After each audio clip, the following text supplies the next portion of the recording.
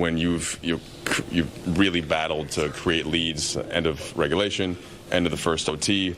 How do you kind of keep it together mentally as the legs inevitably are getting heavier, into that double OT? Because the game is not over till it's overtime, obviously, to hit all zeros. So you just try to continue to make plays, no matter, if we make run, they make run.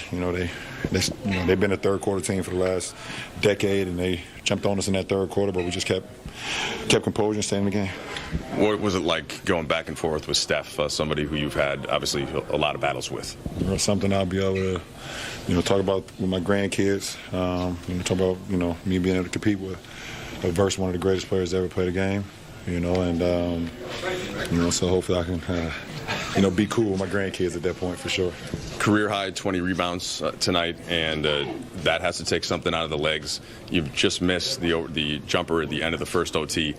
When did you decide, with the time clicking down in the second OT, you're going to take it to the hoop, and just make sure you could get there like that? I don't predetermine, anything I do on the floor. So, got a pretty good look at the first OT. One of my patented shots going left, floater going, going left, right hand, and rimmed in, rimmed out. And I was able to get a little angle on the second OT, and was able to drive, take a Euro step kind of back to the right hand, and was able to get a final call on Draymond and step and make the free throws. The NBA has labeled this rivalry week, and when they were putting together the schedule, they wanted you versus Steph. Can you even begin to describe what his existence has meant to your career in terms of, ways you guys have pushed one another? Obviously, you guys have 30 million plus watching the finals 8 years ago. Yeah, it's just, like I said, it's been a treat to, go against one of the greatest ever play this game, and, for us to continue to push each other at our, at the stage of our careers, and you just don't take that, you don't take it for granted, because you just don't know how many times, you're actually going to get the moment to actually be on the same floor with such a talent. So, so it's been a treat so far in my career. After 21 years, when you put that much into a game, I'm sure the physical wear and tear of it is significant. But what does it feel like emotionally? Like I saw you walk kind of from the Colt W80 and big grin on your face as you guys are both dragging your way in here. What does that sort of emotionally feel like?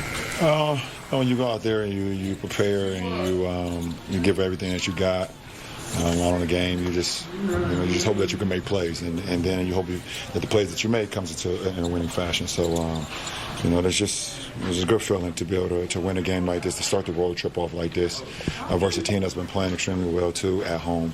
But they had a good win the other night versus Sacramento, so we know they was going to try to ride that wave, and we had a couple good wins as well as of late. So it was two teams just trying to get back to winning ways. So it was a good win for us.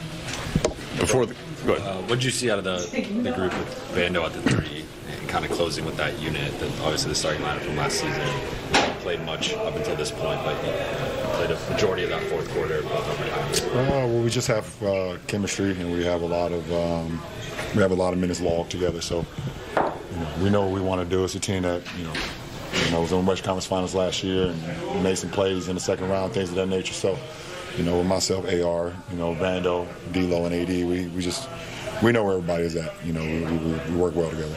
Steve Kerr was asked about kind of you and Steph, and to try and summarize what he said, you came into the league with this certain level of physicality and talent, and honed your craft over the years with a ton of skill work. And he said Steph came in kind of with the skill and then really worked on his body.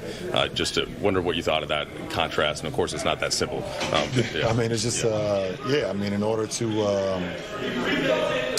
be great in this league for a long period of time and be sustainable and have longevity in this league, you have to be able to have a growth mindset. You have to be able to adapt to the game and be able to put the work in order for you to sustain, a level of excellence. And I think, Steve is, correct in a lot of that, and a lot of things that he said, in the simple fact that, over the years, Steph has just put the work into his body, because you're going to play so many games. He's played in the finals years and years and years, so to be able to take that, that type of physical play out there on the floor when guys are trying to rough him up and things of that nature. He puts a lot of muscle into it. Obviously he came in with the skill. For me, it's just always just about, I understand that my body is my temple in order for me to be able to be great, and I've always wanted to be one of the greatest ever play this game, and the only way to do that is to go out and be available to your team and be available for yourself. So, just working on my game and putting in the work and being able to trust it on the floor. Last